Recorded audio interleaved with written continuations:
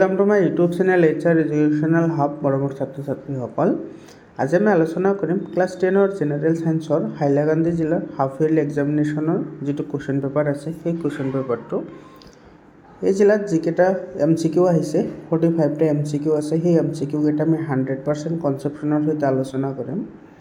মৰমৰ ছাত্ৰ ছাত্ৰীসকল, ইয়াৰ আগতেও কেইবাটাও জিলাৰ MCQ তোমালোকৰ লগত আলোচনা কৰা হৈছে। কেইবাটাও জিলাৰ হাফ ইয়াৰলি এক্সামিনেশ্যনৰ কুৱেশ্যন পেপাৰ সলিউশ্যন কৰা হৈছে। প্লেলিষ্ট বনোৱা আছে, যদি তোমালোকে ভিডিঅ'বোৰ চোৱা নাই তোমালোকে ভিডিঅ'বোৰ চাই ল'বা।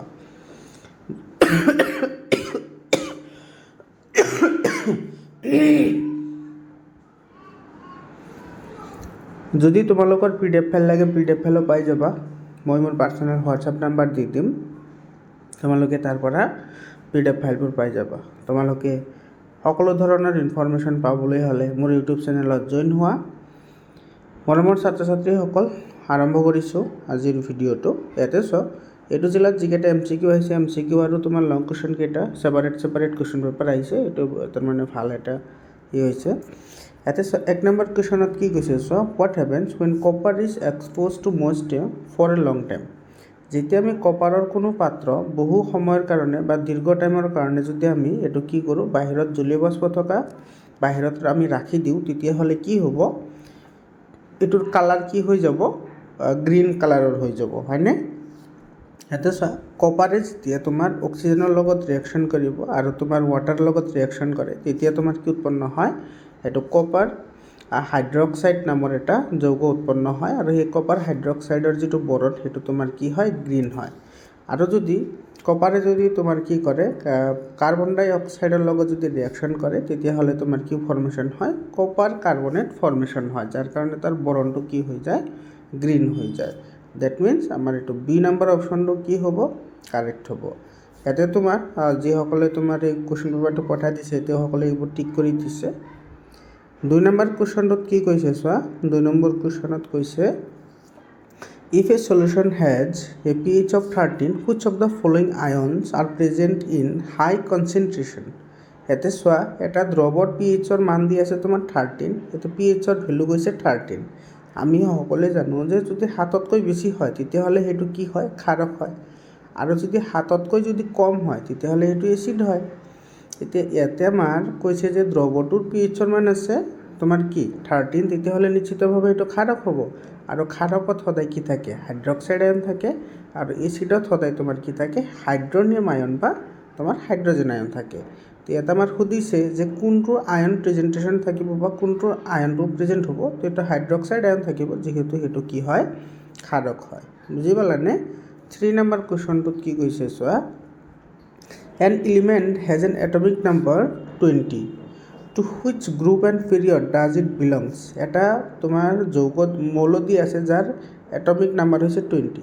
20 তুমি ইলেক্ট্ৰনৰ বিন্যাস লিখা, এইটো কি আহিব, 282 আহিব। পৰ্যায় চাবলৈ হ'লে তুমি কি কৰিবা, পৰ্যায় চাবলৈ হ'লে চাব লাগে যে কেইটা কক্ষ আছে। ইয়াতে কেইটা কক্ষ আছে, 1 2 3 4, ইয়াতে 4টা কক্ষ আছে। কেইটা কক্ষ, 4টা কক্ষ। তো এইটো আমাৰ 4 নম্বৰ পৰ্যায়ত যাব, এটা একেবাৰে 4 নম্বৰ পৰ্যায়ত যাব। তো তোমাৰ এই দুটাতো নহয়ে, 4 নম্বৰ পৰ্যায়ত যাব, কাৰণ এইটো পৰ্যায় 3 আৰু 2 আছে, তো C আৰু Dটো নহয়। তোমালোকে MCQবোৰ যদি এনেকৈ কৰা বেছি সেইটো সুবিধাজনক হয়, যিকোনো এটা জানিলে বাকীখিনি ইজি হৈ আহে। এতিয়া ইয়াতে চোৱা, ইয়াৰ যোজ্যতা কিমান, 2। বহিৰাতম কক্ষত কেইটা ইলেক্ট্ৰন আছে, 2টা ইলেক্ট্ৰন আছে, গতিকে ইয়াৰ যোজ্যতা 2। তো 2 যদি যোজ্যতা হয় তেতিয়াহ'লে তোমাৰ যোজ্যতা অনুসাৰে বৰ্গ আমি চিনাক্তকৰণ কৰিব পাৰোঁ। তো এইটো 2 নম্বৰ বৰ্গত থাকিব। এইটোতো B নম্বৰ অপশ্যনটো কি হয়, কাৰেক্ট হয়। B নম্বৰ অপশ্যনটো কাৰেক্ট অপশ্যন হয়। বুজি পালানে? ইয়াৰ পিছত 4 নম্বৰ কুৱেশ্যন কি কৈছে চোৱা, which enzyme is present in saliva. আমাৰ যিটো লালটি আছে, লালটিত কি থাকে, লালটিত তোমাৰ লালটি এমাইলেজ থাকে, সেইটো আমাৰ C নম্বৰ অপশ্যন হয়। ইয়াৰে কাৰণটো মনত ৰাখিবা, কামটো মনত ৰাখিবা, এতিয়া এমাইলেজৰ কাম হৈছে আমাৰ শ্বেতসাৰক ভাঙি কি কৰে, তোমাৰ চেনিলৈ ৰূপান্তৰিত কৰে। তো শ্বেতসাৰক কি কৰে, চেনিলৈ ৰূপান্তৰিত কৰে। সেইকাৰণে আমি খোৱা খাদ্যবস্তুবোৰ অলপ সময় খোৱাৰ পিছত সেইটো মিঠা লাগে, হয়নে? তাৰপিছত 5 নম্বৰ কুৱেশ্যনটোত কি কৈছে চোৱা, which of the following is A displacement reaction. তলত কোনটো এটা প্ৰতিস্থাপন বিক্ৰিয়া বা অপহৰণ বিক্ৰিয়া হয়। তো তো অপহৰণ বিক্ৰিয়া তোমাৰ কি কৰিব অধিক সক্ৰিয় মৌল এটাই তোমাৰ কম সক্ৰিয় মৌল এটাক তাৰ যৌগৰ পৰা কি কৰিব অপহৰিত কৰিব বা সেপাৰেট কৰিব হয়নে তো ইয়াতে তোমাৰ যেটো আইৰনে যদি কপাৰ সালফেটৰ লগত ৰিয়েকশন কৰে আইৰন অবভিয়াসলি কপাৰতকৈ বেছি শক্তিশালী বা সক্ৰিয় সেইকাৰণে তোমাৰ আইৰনে কপাৰ সালফেটক কি কৰিব কপাৰ সালফেট দ্ৰৱৰ পৰা কপাৰক অপহৰিত কৰিব দ্যাট মিন্স বি নম্বৰ অপশনটো আমাৰ কি হয় কাৰেক্ট অপশন হয় বুজি পালানে আইৰনে কপাৰ সালফেটৰ লগত বিক্ৰিয়া কৰিলে আইৰন সালফেট আৰু কপাৰ উৎপন্ন হয় এটো এটা তোমাৰ ডিসপ্লেসমেন্ট ৰিয়েকশন হয় বা তোমাৰ প্ৰতিস্থাপন বা অপহৰণ বিক্ৰিয়া হয় 6 নম্বৰ কোৱেশ্চনটো চোৱা in which part of the human body does the breakdown of carbohydrate start এতে একেবাৰে ইজি কোৱেশ্চন হয় এটো সো আমাৰ দেহত যেটো পাচন নলী আছে পাচন নলীৰ কাৰ্বোহাইড্ৰেটৰ পাচন কোৰ পৰা আৰম্ভ হয় এটো আমাৰ মুখ গহ্বৰৰ পৰাই আৰম্ভ হয় ষ্টাৰ্টিং হৈ যায় অলপ আগতে পঢ়িলো যেটো আমাৰ এমাইলেজ যেটো তোমাৰ এমাইলেজ যেটো আছে উৎসেচক আছে হেতুৰ সহায়ত আমাৰ কি হয় শ্বেতসাৰ অংশৰ পাচন আৰম্ভ হৈ যায় তেটো বি নম্বৰ অপশনটো কাৰেক্ট হয় আৰু এটো আমাৰ লালটিত প্ৰেজেন্ট থাকে 7 নম্বৰ কোৱেশ্চনটো কি কৈছে চোৱা 7 নম্বৰ কোৱেশ্চনটো বহুত ইম্পৰ্টেন্ট কোৱেশ্চন হয় what is the correct sequence of the reflex arc এটো রিফ্লেক্স আর্ক মানে প্রতিধ্বনুর শুদ্ধ ক্রমটো কি হয় সো প্রতিধ্বনুর শুদ্ধ ক্রমটো হৈছে তোমাৰ এটো সি নম্বৰ অপশনটো কি হ'ব কাৰেক্ট হ'ব প্ৰথমতে আহে ৰিসিপ্টৰ তাৰ পিছত sensory neuron spinal cord motor neuron তাৰ পিছত আহে এফেক্টৰ এটো মানে এটো হৈছে গ্ৰাহক এটো হৈছে সংজ্ঞাবাহী এটো হৈছে আজ্ঞাবাহী এটো হৈছে তোমাৰ মটৰ নিউৰন মানে চালক নিউৰন আৰু এটো হৈছে তোমাৰ মাংসপেশী এটো মাসল বুলিও থাকে কিছুমানত মনত ৰাখিবা এৰ পিছত তোমাৰ 8 নম্বৰ কোৱেশ্চনত কি কৈছে চোৱা the process by which new traits are introduced in a population through the exchange of gene is called মানে জীৱ প্ৰক্ৰিয়াৰ সহায়ত তোমাৰ কি হয় জিনৰ বিনিময়ৰ সহায়ত নতুন এটা কি হয় নতুন বৈশিষ্ট্যযুক্ত এটা জিনৰ কি হয় বৈশিষ্ট্যযুক্ত নতুন এটা প্ৰজাতিৰ কি হয় সৃষ্টি হয় তাক কি বুলি কোৱা হয় বা জিনীয় বিসংগতি বুলি কোৱা হয় এটা নতুন বৈশিষ্ট্যৰ কথা কৈছে গতিকে এটো বি নম্বৰ অপশনটো কাৰেক্ট অপশন হ'ব ইয়াৰ পিছত 9 নম্বৰ কোৱেশ্চনটো কি কৈছে চোৱা 9 নম্বৰ কোৱেশ্চনত কৈছে the chemical formula of gypsumৰ chemical formula হৈছে ক্যালসিয়াম সালফেট আৰু দুটা পানীৰ অণু থাকে এটো চোৱা যেটো তোমাৰ ক্যালসিয়াম সালফেট আছে এটো তোমাৰ যদি আধা পানীৰ অণু থাকে হাফ H2O থাকে তেতিয়াহলে হেতু প্লাষ্টাৰ অফ পেৰিছ বুলি কয় মনত ৰাখিবা আৰু এটো হৈছে আৰু সোডিয়াম কাৰ্বনেটৰ যদি 10টা পানীৰ অণু থাকে তেতিয়াহলে হেতুক আমি কি বুলি কওঁ কাপুৰদা সোডা বুলি কওঁ গোটেইখিনি কথা মনত ৰাখিবা বহুত ইম্পৰ্টেন্ট হয় এৰ পিছত 10 নম্বৰ কোৱেশ্চনত কি কৈছে so during respiration the exchange of gas in the lungs takes place in তো যেতিয়া আমি উশাহ নিশাহ লোৱাৰ সময়ত যেতিয়া আমাৰ গেছটো বিনিময় হ'ব লাগে তেতিয়া হলে সেই গেছৰ বিনিময় ক'ত হয় এটো হয় তোমাৰ এলভিওলি এটো যেটো বায়ুকোপ আছে তাতে আমাৰ কি হয় এটো হয় এলভিওলি কয় যাক এটো আমাৰ কি হয় মিহলি হয় বা এক্সচেঞ্জ হয় 11 নম্বৰ কোৱেশ্চন কি কৈছে a white powder is added to water it starts dissolving with an increase in temperature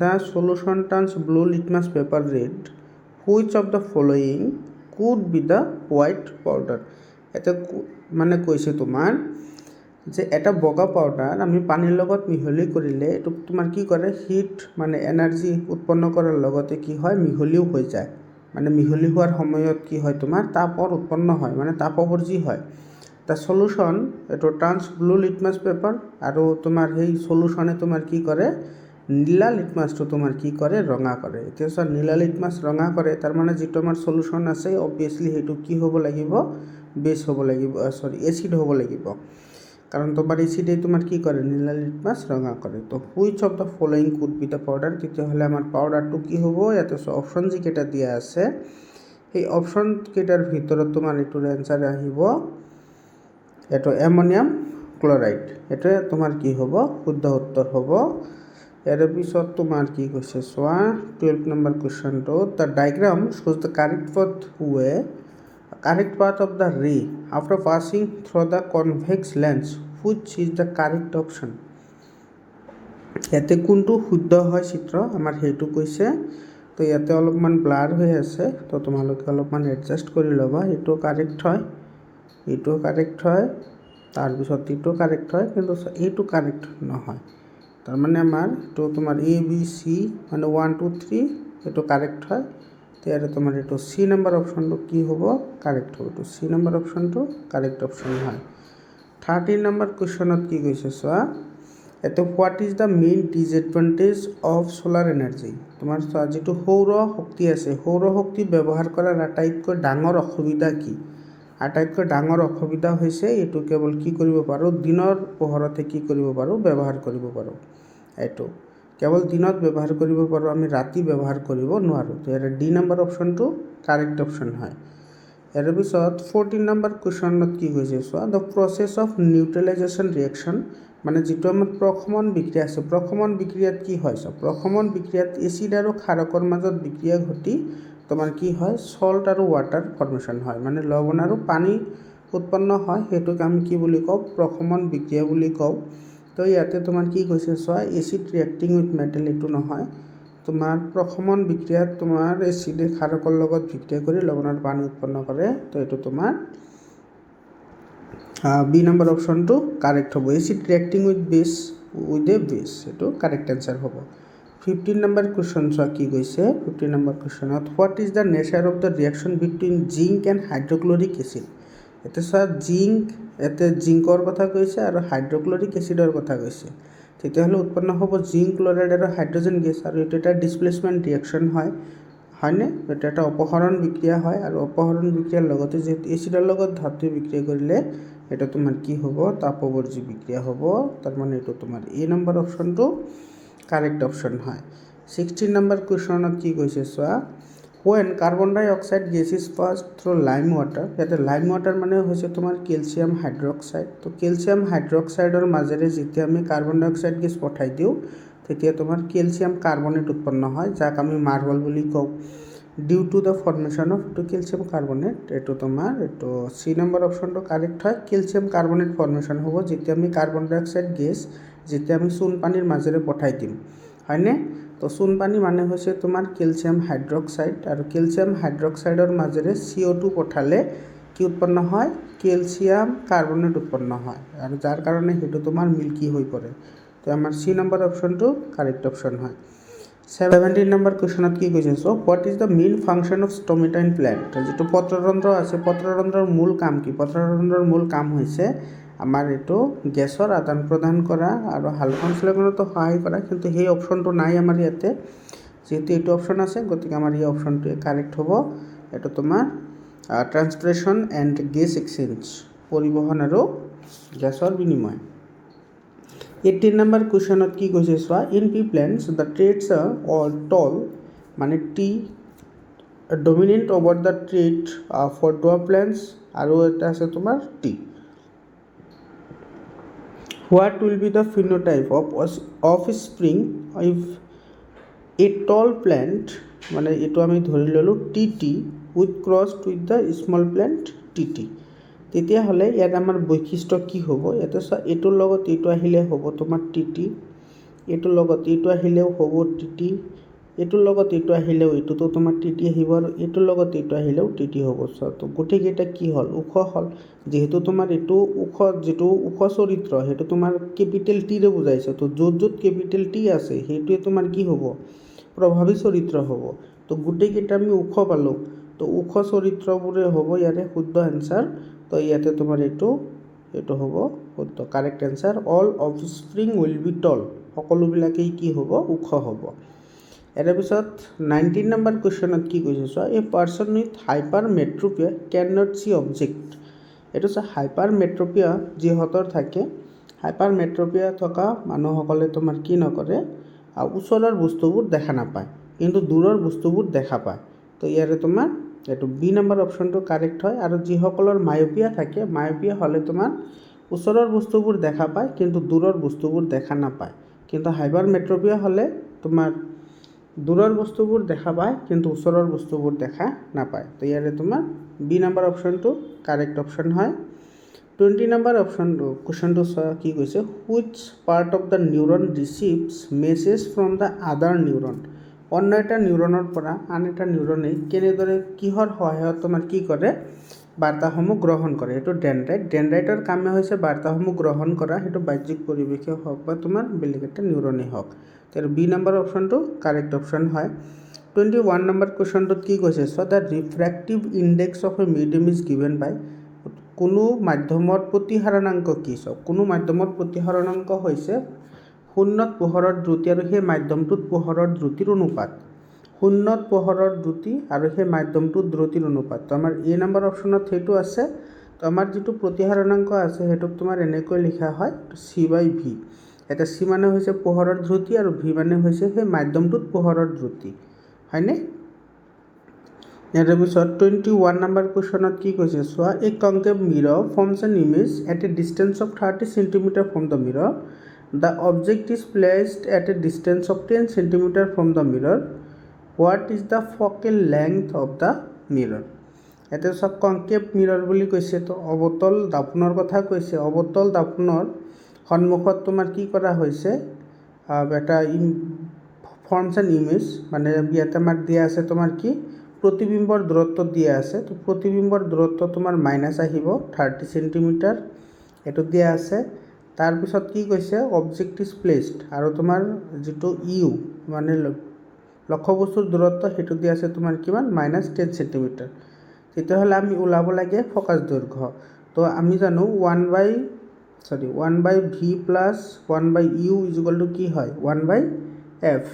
তো ইয়াতে ভেলুকেইটা বহাই দিলে 1/vৰ মান কিমান আছে -30 প্লাছ 1/uৰ মান কিমান আছে -10 ইকুৱেল টু কি 1/f, হয়নে? তো এইটো যদি আমি কৰোঁ 30 আৰু এইটোৰ এলচিএম আহিব কিমান, এইটোৰ এলচিএম আহিব তোমাৰ 30ৰ এলচিএম আহিলে ইয়াতে আহিব এইটো প্লাছ মাইনাছ এইটো মাইনাছ হৈ যাব। তো এইখিনি আমি কেলকুলেশ্যন কৰিলে আমি কিমান পাম, এইটো 15 cm পাম। এইটো আমাৰ কাৰেক্ট এনচাৰ হ'ব 15 cm। ইয়াৰ পিছত 23 নম্বৰ কুৱেশ্যনত কি কৈছে, চোৱা, in a solar cooker the reflector is use to.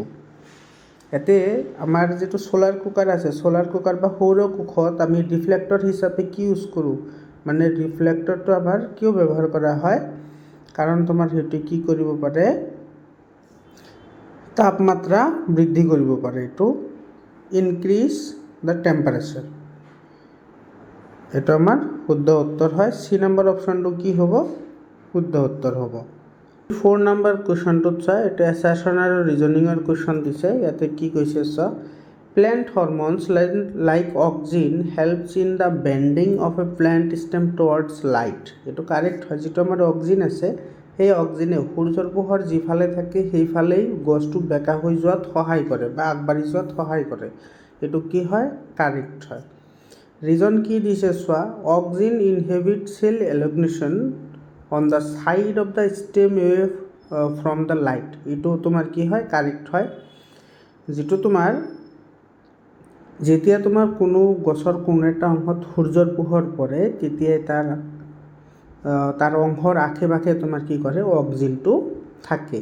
তো এইটো তোমাৰ কাৰেক্ট হয়। আৰু সেইকাৰণে যিফালে তোমাৰ সূৰ্যৰ পোহৰ যায় সেইফালে অক্সিনটো দৌৰ মাৰে আৰু অক্সিনে তোমাৰ কি কৰে, সেই অংশটোক বৃদ্ধি হোৱাত সহায় কৰে। বুজি পালানে?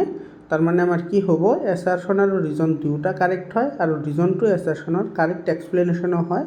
তাৰমানে আমাৰ এ নম্বৰ অপশ্যনটো কি হ'ব, কাৰেক্ট হ'ব। এইটো both A and R true, আৰু R is the correct explanation of A. ইয়াৰ পিছত 25 নম্বৰ কুৱেশ্যনত কি কৈছে, চোৱা, plaster of Paris calcium sulphate half of water is mixed with water from a hard mass, which of the process is involved in the hardening of process. এইটো আমাৰ কি হয়, প্ৰশ্নত কি কৈছে, চোৱা, যিটো প্লাষ্টাৰ অফ পেৰিছ আছে, সেই পেৰিছটো যেতিয়া তোমাৰ পানীৰ সংস্পৰ্শত আহে তেতিয়া এটা কঠিন পদাৰ্থলৈ পৰিৱৰ্তন হয়। আৰু সেই কঠিন পদাৰ্থলৈ পৰিৱৰ্তন হোৱাটো কি প্ৰক্ৰিয়াৰ অন্তৰ্ভুক্ত হয়। ইয়াতে চোৱা, যেতিয়া কেলছিয়াম ছালফেটে, ইয়াতে তোমাৰ আধা পানীৰ অণু আছে, হয়নে, আধা পানীৰ অণু, যেতিয়া ই পানীৰ লগত লগ হয়, 1.5টা পানীৰ অণুৰ লগত আহে, তেতিয়া তোমাৰ কি উৎপন্ন হয়, কেলছিয়াম ছালফেট। ইয়াতে লিখিছোঁ কেলছিয়াম ছালফেট আৰু 2টা পানীৰ অণু, যাক আমি কি বুলি কওঁ, জিপচাম বুলি কওঁ। ইয়াতে তোমালোকে এই ৰিয়েকশ্যনটোক মনত ৰাখিবা, বহুতেই ইম্পৰ্টেণ্ট হয় ৰিয়েকশ্যনটো, তোমালোকৰ পৰীক্ষাত আহিব পাৰে। তো এই যিটো বিক্ৰিয়া এইটো তোমাৰ জল সংযোজন বুলি কোৱা হয়। তো ইয়াতে আছে জল সংযোজন বুলি আছে, কি আছে এটা হাইড্ৰেশ্যন ৰিয়েকশ্যন, প্ৰশমন বিক্ৰিয়া, এক্সোথাৰ্মিক ৰিয়াকশন, ডিহাইড্ৰেশন নিৰোধন বিক্ৰিয়া। তো ইয়াতে তোমাৰ এ নম্বৰ অপশ্যনটো কাৰেক্ট হ'ব, এইটো ডিহাইড্ৰেশ্যন ৰিয়েকশ্যন বুলি কয়। 26 নম্বৰ কুৱেশ্যনত কি কৈছে চোৱা, the modern periodic table is based on, এইটোতো আমি জানো এটমিক নাম্বাৰৰ ওপৰত কি হয় বেছড হয় আমাৰ যিটো মডাৰ্ণ পিৰিয়ডিক টেবুল আছে। এইটো আমাৰ বি নম্বৰ অপশ্যনটো কাৰেক্ট অপশ্যন হয়। মৰমৰ ছাত্ৰ ছাত্ৰীসকল, তোমালোকৰ ভিডিঅ'টো কেনেকুৱা লাগি আছে তোমালোকে কমেণ্ট কৰি জনাবা আৰু তোমাৰ বন্ধুবৰ্গৰ সৈতে শ্বেয়াৰ কৰিবা। তোমালোকৰ যদি PDF ফাইল লাগে তোমালোকে জইন বটনত ক্লিক কৰি জইন হোৱা। তোমালোকৰ কাৰণে 100% চেপ্টাৰ ৱাইজ নোটছ আছে, যিবোৰ নোটছৰ পৰা তোমাৰ 99% কমন আছে। ইয়াৰ পিছত 27 নম্বৰ কি কৈছে চোৱা, which of the following is not an indicator of A chemical reaction.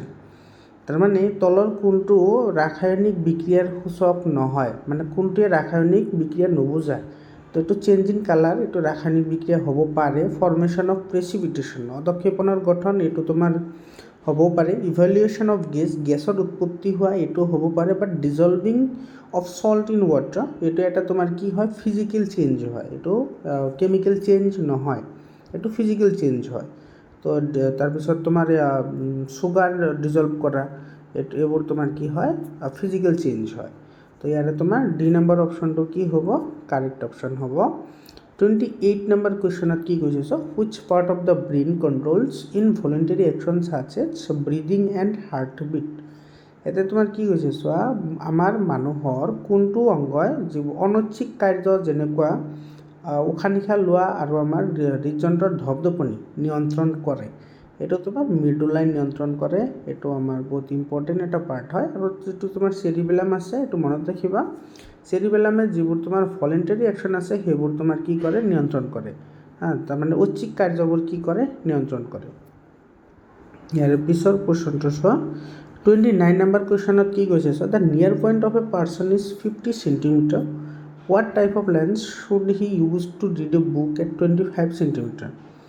এজন মানুহৰ তোমাৰ কি কৈছে দূৰবিন্দু, মানে আটাইতকৈ বেছি দেখা পায় তোমাৰ 50 cm, মানে হোৱাট টাইপ অফ লেন্স, তেতিয়াহ'লে আমি কেনেকুৱা লেন্স ব্যৱহাৰ কৰিম যাৰ সহায়তে 25 cm ওচৰত থকা বস্তু এটা পঢ়িব পাৰিব বা সেইটো দেখা পাব পাৰিব। ইয়াতে চোৱা, যিহেতু তোমাৰ এইটো কি কৈছে 25 cm কথা কৈছে, মানে ওচৰত থাকিলেতো দেখা পাব। তো ওচৰত থাকিবলৈ হ'লে আমিতো এইটো এটা কথা মনত ৰাখিবা, এইটো আমি বস্তু এটা স্পষ্টকৈ দেখাৰ কাৰণে সদায় আমি উত্তল লেন্স ব্যৱহাৰ কৰোঁ, আমাৰ অৱতল লেন্স আমি ব্যৱহাৰ নকৰোঁ। তো আমাৰ এই ইয়াতে এটা অৱতল লেন্স আছে, তো এই অৱতল লেন্সটো নহয়, আমাৰ উত্তল লেন্স হ'ব, যোনটোত উত্তল লেন্স আছে সেইটো হ'ব। আৰু যিটো তোমাৰ ফ'কেল লেংথ কম আছে আমি সেইটোহে ইউজ কৰিম, কাৰণ ফ'কেল লেংথ কম থাকিলে সেইটোৱে তোমাৰ বেছি কি হয় ক্ষমতা হয়। কাৰণ কি তোমাৰ P=1/f হয়। তো যদি ফ'কাছ দৈৰ্ঘ্য যদি কি হয় বাঢ়ি যায় তেতিয়াহ'লে ক্ষমতা কম হয়, আৰু ফ'কাছ দৈৰ্ঘ্য যদি কমি যায় তেতিয়াহ'লে ক্ষমতা বাঢ়ি যায়। তো আমাৰ ক্ষমতা বেছি লাগে, তো ক্ষমতা বেছিৰ কাৰণে আমি কি কৰিম, এইটো বি নম্বৰ অপশ্যন, এইটো 25 cm ফ'কেল লেংথ আমি ইউজ কৰিম। কাৰণ ইয়াতে চোৱা ফ'কেল লেংথ কম হ'লে ক্ষমতা বেছি হয়, তো সেইকাৰণে আমি এইটো বি নম্বৰ অপশ্যনটো ইউজ কৰিম, মানে এইটো উত্তল লেন্স ব্যৱহাৰ কৰিম যাৰ তোমাৰ ফ'কাছ দৈৰ্ঘ্য হৈছে 25 cm। বুজি পালানে? ইয়াৰ পিছত 30 নম্বৰ কুৱেশ্যনত কি কৈছে চোৱা, এইটো কৈছে যে গ্ৰেগৰ মেণ্ডেলছ ল অফ ছেগ্ৰিগেশ্যন, মানে যিটো গ্ৰেগৰ জোহান মেণ্ডেলৰ যিটো পৃথকীকৰণৰ সূত্ৰ আছিল, সেই পৃথকীকৰণৰ সূত্ৰটোৱে কি বুজায়।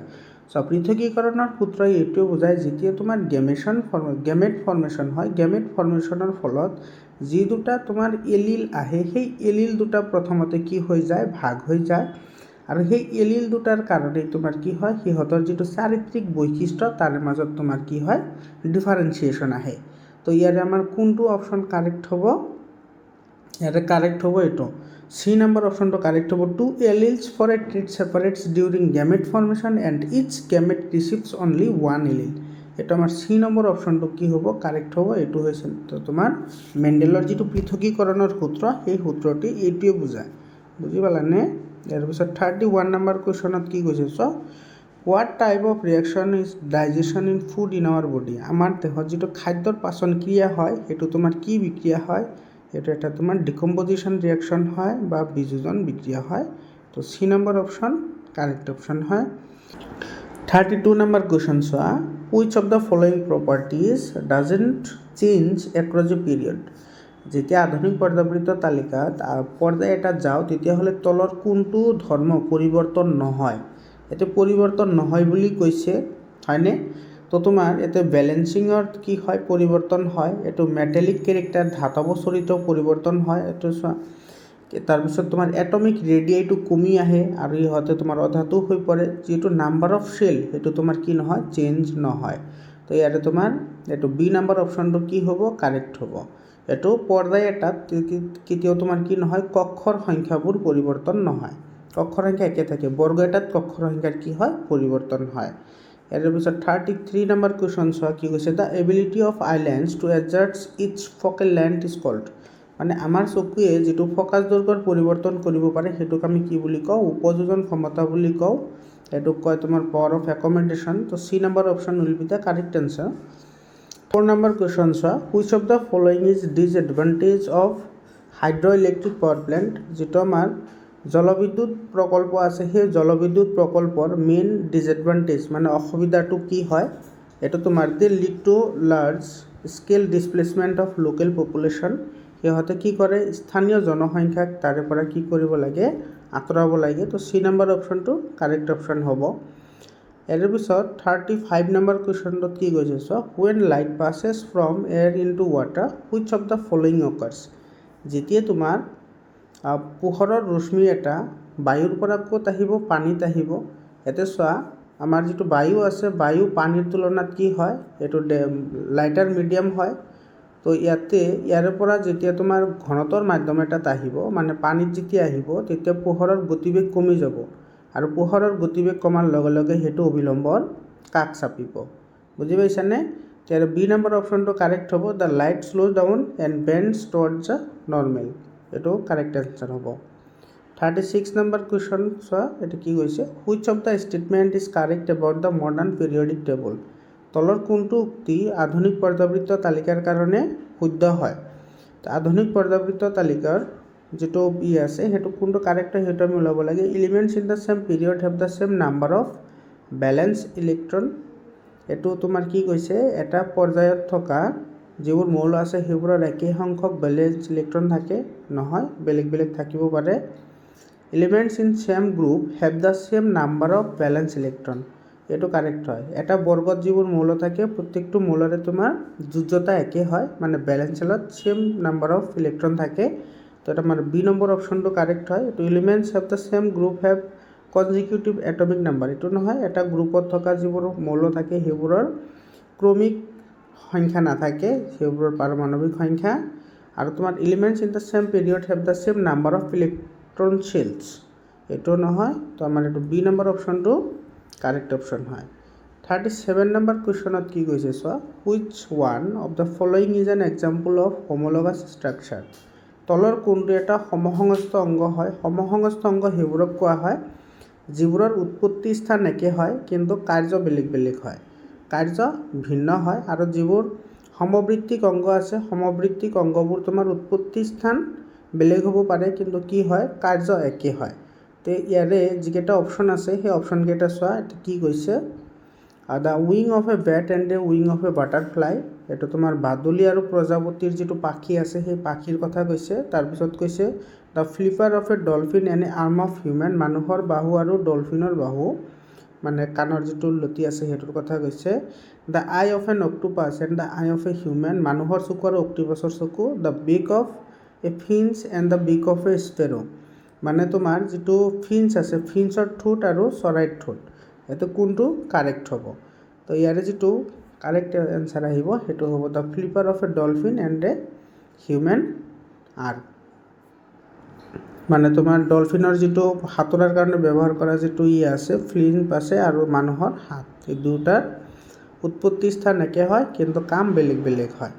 ইয়াৰ পিছত 38 নম্বৰ কুৱেশ্যনত কি কৈছে চোৱা, which type of মিৰৰ is used in ৰিয়াৰ ভিউ মিৰৰ অফ ভেহিকলছ। গাড়ীৰ পিছফালে চাবলৈ আমি কেনেধৰণৰ দাপোন ব্যৱহাৰ কৰোঁ? সদায় আমি উত্তল দাপোন ব্যৱহাৰ কৰোঁ। তো এইটো এ নম্বৰ অপশ্যনটো কাৰেক্ট অপশ্যন হয়।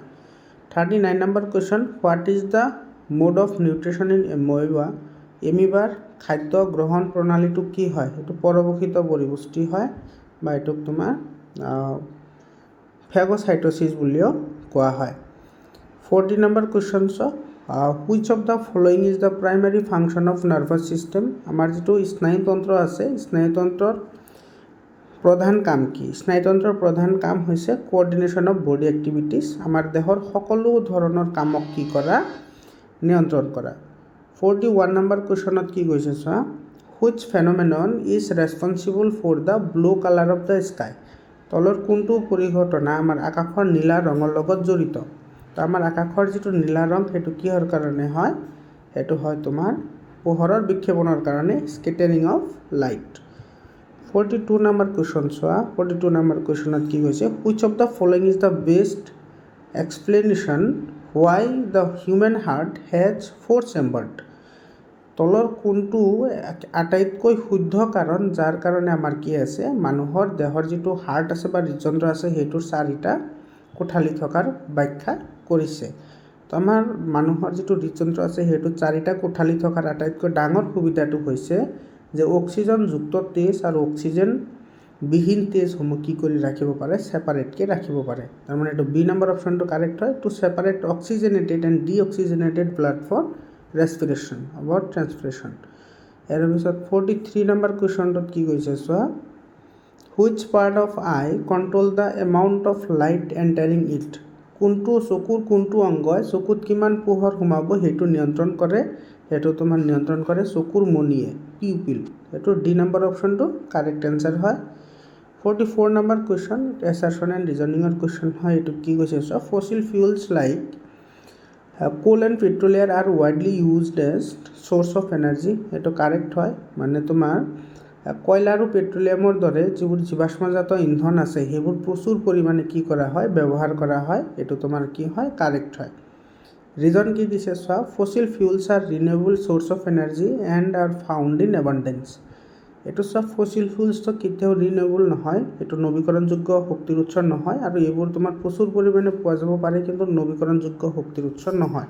তাৰমানে আমাৰ এইটো কি হয়? ইনকাৰেক্ট হয়। মানে এছাৰশ্যনটো কাৰেক্ট হয় কিন্তু ৰিজনটো ইনকাৰেক্ট হয়। তো ইয়াতে তোমাৰ চি নম্বৰ অপশ্যনটো কাৰেক্ট হ'ব, A is true but R is false. 45 number question আৰু আজিৰ কাৰণে শেষৰ কুৱেশ্যন। ইয়াতে চোৱা কি কৈছে, which of the following is a conventional source of energy? তলৰ কোনটো এটা পৰম্পৰাগত শক্তিৰ উৎস? তো পৰম্পৰাগত শক্তিৰ উৎস হিচাপে আমাৰ কি ব্যৱহাৰ কৰা হয়? বায়ু শক্তি। এইটো পৰম্পৰাগত শক্তিৰ উৎস হিচাপে ব্যৱহাৰ কৰা হয়।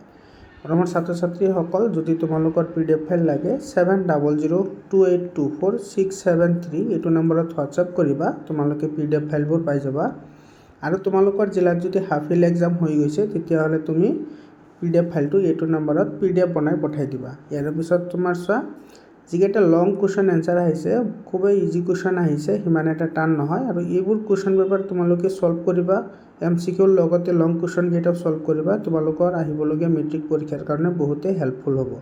এইবোৰ বহুতেই ইম্পৰ্টেণ্ট কুৱেশ্যন হয় যিবোৰ তোমালোকৰ কনফিডেন্সটো বহুত বঢ়াব। মোৰ ছাত্ৰ ছাত্ৰীসকল, আজিৰ কাৰণে এইখিনিয়ে। আকৌ লগ পাম বেলেগ এটা ভিডিঅ'লৈ। ধন্যবাদ।